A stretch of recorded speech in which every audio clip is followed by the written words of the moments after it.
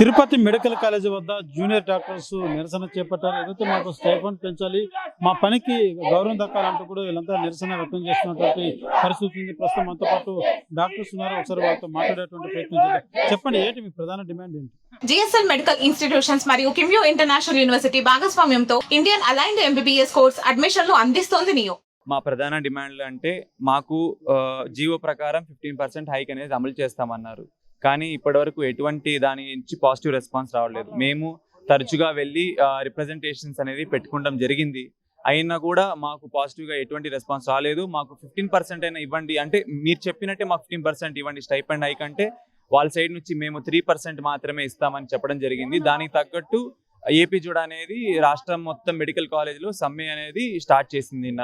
So AP జూడ సమ్మెకి మద్దతుగా SV medical college Tirupati నుండి మా సైడ్ నుంచి ఈరోజు మొత్తం కాలేజ్ విభాగంలో పనిచేసే ఇంటర్న్ డాక్టర్లు, పోస్ట్ గ్రాడ్యుయేట్ డాక్టర్లు, సీనియర్ రెసిడెంట్లు, సూపర్ స్పెషాలిటీ డాక్టర్లు అందరూ కలిసి ఈ స్టైపెండ్ హైక్స్ సమ్మె కోసం మా మద్దతు తెలపడానికి ఈరోజు మేము ఈ ర్యాలీ అనేది నిర్వహిస్తున్నాము. మామూలుగా ఉన్న ఎమర్జెన్సీ సర్వీసెస్ అని యాజ్ యూజువల్ రన్ అవుతున్నాయి గవర్నమెంట్లో. మాకు పేషెంట్ కేర్ అల్టిమేటం కాబట్టి పేషెంట్కి ఏమైనా ఎమర్జెన్సీ ఉంటే మేము సేవలు అనేవి అందిస్తున్నాము. కానీ కేవలం ఓపీడీ అకాడమిక్స్ వరకు ఈరోజు బంద్ నిర్వహిస్తున్నాము. ఎటువంటి గొడవలు కానీ అలాంటివి ఏం చేయట్లేదు. శాంతిపూర్వకంగానే ఈ ర్యాలీ అనేది నిర్వహిస్తున్నాము. గతంలో కూడా స్టైఫండ్ గురించి అనేక సందర్భాల్లో కూడా మీరు రోడ్డెక్కినటువంటి పరిస్థితి ఉంది. అంటే రాష్ట్ర ప్రభుత్వం పట్టించుకోకపోవడమా, లేకపోతే ఏంటి, ఎలా చూడాలంటారు మీ పట్ల ఉన్నటువంటి వైఖరిని?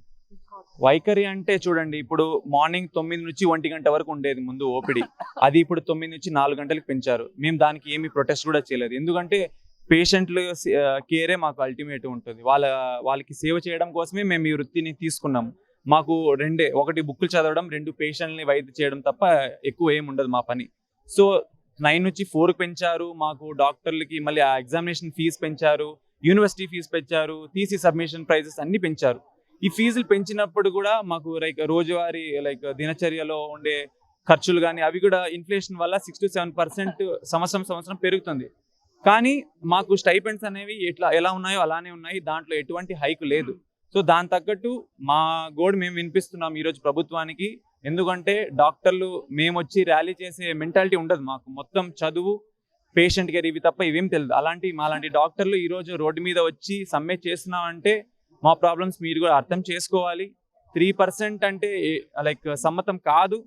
15% అమలు చేయాలి, రివిజన్ చేయండి. మా ప్రాబ్లమ్స్ కాస్త కన్సిడర్ చేసి పాజిటివ్గా రెస్పాన్స్ ఇచ్చి డాక్టర్లకు అందరి మద్దతు ప్రకటించాలని కోరుతున్నాం. ఇప్పటి వరకు మీరు తెలియజేస్తున్నటువంటి నిరసనకి ఏదన్నా కదలికలు వచ్చిందా? ఎవరైనా అధికారులు వచ్చి మాట్లాడేటువంటి ప్రయత్నం చేశారా?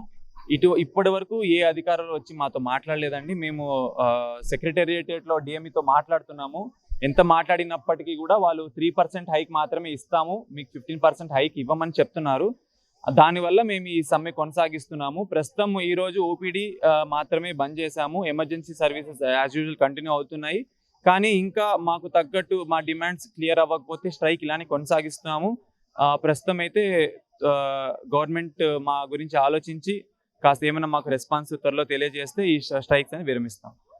చూస్తాం. ప్రధానంగా ఎదుగుతే నిరసన చేపట్టడం మా యొక్క ఉద్దేశం కాదు, చదువు రోగులకు వైద్యం అందించడం మా ధర్మం అంటూ కూడా వారు తెలియజేస్తూ, ఈ నేపథ్యంలోనే సానుకూలంగా ప్రభుత్వం కూడా మా పట్ల యోచించి మాకు తగిన న్యాయం చేయాలన్నటువంటి విధానంతో కూడా వాళ్ళు మాట్లాడుతూ జరుగుతుంది. అదే రకంగా మేము చేస్తున్నటువంటి ఈ శాంతియుతమైనటువంటి నిరసన కార్యక్రమాన్ని ఉన్నత అధికారులు కూడా గుర్తించాలి.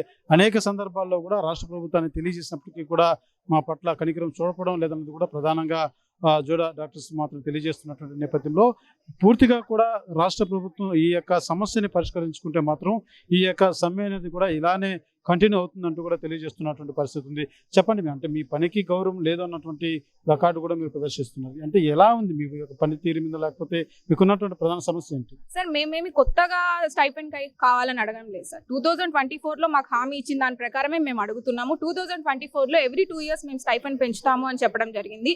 దాని ప్రకారం మేము 2026 అంటే 2025 స్టార్ట్ ఎండింగ్ నుంచి కానీ మేము చాలా రకములైన రిప్రజెంటేషన్స్ ఇవ్వడం జరిగింది. మెయిల్స్ కానీ, లెటర్స్ ఇవ్వడం కానీ, పర్సనల్గా వెళ్ళి మీట్ అవడం కానీ జరగడం జరిగింది. డిఎంఈ కానీ, హెల్త్ మినిస్టర్ కానీ, హెల్త్ సెక్రటరీ కానీ అందరం మీట్ అవడం జరిగింది. ఇంతవరకు మాకు ఎటువంటి పాజిటివ్ రెస్పాన్స్ లేదు. దానిలో భాగంగా మండే, ట్యూస్డే మా కోర్ కమిటీ వాళ్ళు మీట్ అవ్వడం జరిగింది, యాబ్జుడా కోర్ కమిటీ వాళ్ళు. దాంట్లో మాకు మేము 30% అడుగుతుంటే 3% ఇస్తామని చెప్తున్నారు. ప్రెసెంట్ మాకున్న స్టైఫండ్లో 3% అంటే 1800 రూపీస్ సార్. ప్రెసెంట్ పెరుగుతున్న ఇన్ఫ్లేషన్ కానీ, గ్యాస్ రేట్స్ కానీ, పెట్రోల్ రేట్స్ కానీ 1800 రూపీస్ ఏ మాత్రం సరిపోతుంది? దీన్ని నిజంగా మాకు గౌరవం ఇవ్వడం లేదు అనుకోవడమే తప్ప ఎటువంటి రెస్పెక్ట్ ఇవ్వడం లేదు. అండ్ మేము చేసే పనికి లైక్ చెప్పిన దాని ప్రకారం 9 to 1 ఉన్న ఓపీస్ 9 to 4 చేస్తున్నాము. కొత్తగా ఈ హాస్పిటల్ అని పెట్టారు, అది కూడా మేమే చేస్తున్నాము. అయినా కూడా మేము ఎటువంటి అబ్జెక్షన్ ఏ రోజు చెప్పలేదు. మేము ఎటువంటి ఎక్కువ కోరికలు కోరడం లేదు. మాకు రావాల్సిన స్టైఫండ్స్ మాకు ఇవ్వండి, దాని మించి మాకు ఎటువంటి ఎక్స్ట్రా కోరికలు లేవు. అందులో మేము ఎమర్జెన్సీ సర్వీసెస్ అసలు ఆపలేదు. Only OP services, ward duties తప్ప మిగతా అన్ని కొనసాగుతున్నాయి. కాబట్టి డిఎంఈ గారి దగ్గర నుంచి కానీ, హెల్త్ మినిస్టర్ గారి దగ్గర నుంచి కానీ, హెల్త్ సెక్రటరీ గారి దగ్గర నుంచి కానీ ఇంతవరకు మాకు ఎటువంటి పాజిటివ్ రెస్పాన్స్ లేదు. నిన్న మొన్న జరిగిన దాని ప్రకారం 3% మాత్రమే ఇస్తామంటున్నారు. ఇది చాలా అన్యాయము. కాబట్టి డీసీఎం గారు, సీఎం గారు, లోకేష్ గారు దీన్ని కన్సిడర్ చేయాలని కోరుకుంటున్నాం సార్. మీకు చదువు, రోగుల వైద్యమే మీకు ప్రయారిటీగా మీరు ఈ వృత్తిని ఎంచుకున్నారు. అయితే మీ సమస్యల కోసం పదే రోడ్లు ఎక్కాల్సిన పరిస్థితి రావడం పట్ల మీరు ఎలా చూస్తున్నారు? రానున్న రోజుల్లో ఈ యొక్క నిరసన ఇదే కంటిన్యూ చేయబోతున్నారు, ఏం చేస్తున్నారు? లేదు సార్, మాకు పాజిటివ్ రెస్పాన్స్, మా హైక్స్ పెరిగేంత వరకు మా యాబ్జుడా సంఘం ఎటువంటి నిర్ణయం తీసుకుంటుందో దాని ప్రకారమే మేము కూడా స్ట్రైక్ కన్సిడర్ చేస్తాం సార్. మాకు పాజిటివ్ రెస్పాన్స్ వచ్చేంత వరకు మేమైతే స్ట్రైక్ కొనసాగిస్తూనే ఉంటాం సార్. సార్, ఒక డాక్టర్ రోడ్ ఎక్కాల్సిన పరిస్థితి వస్తుందంటే అది హెల్త్ సిస్టమ్కి చెడ్డ పేరు సార్.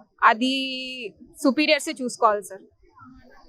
ప్రధానంగా రోగుల కోసం నిత్యం వైద్యం అందించాలన్నటువంటి కోణంలో ఈ యొక్క వృత్తిలో ఉన్నటువంటి డాక్టర్స్ రోడ్డుకి ఎక్కి నిరసన చేపట్టేటువంటి కార్యక్రమం చేపట్టడం మాకు కూడా ఎక్కడ ఇష్టం లేదు. అయితే మాకున్నటువంటి సమస్యల్ని ప్రభుత్వం గుర్తించకపోవడం, అధికారులు గుర్తించకపోవడం అన్నది కూడా చాలా శోచనీయం. అనేక సందర్భాల్లో కూడా ఉన్నత అధికారుల దృష్టికి తీసుకెళ్ళినప్పటికీ కూడా ఏమాత్రం స్టైఫండ్లో మార్పు చెందడం లేదు. వారు చెప్పినటువంటి మాట వేరు, ఇవాళ అవలంబిస్తున్నటువంటి తీరు వేరు అంటూ కూడా జూనియర్ డాక్టర్స్ ఆవేదన వ్యక్తం చేస్తున్నటువంటి పరిస్థితి ఉంది. అదే నేపథ్యంలో రాబో రోజులు ఈ యొక్క సమస్యకు ఫుల్ స్టాప్ పెట్టుకుంటే మాత్రం ఈ యొక్క నిరసన కార్యక్రమాన్ని ఇలాగే కొనసాగిస్తాం.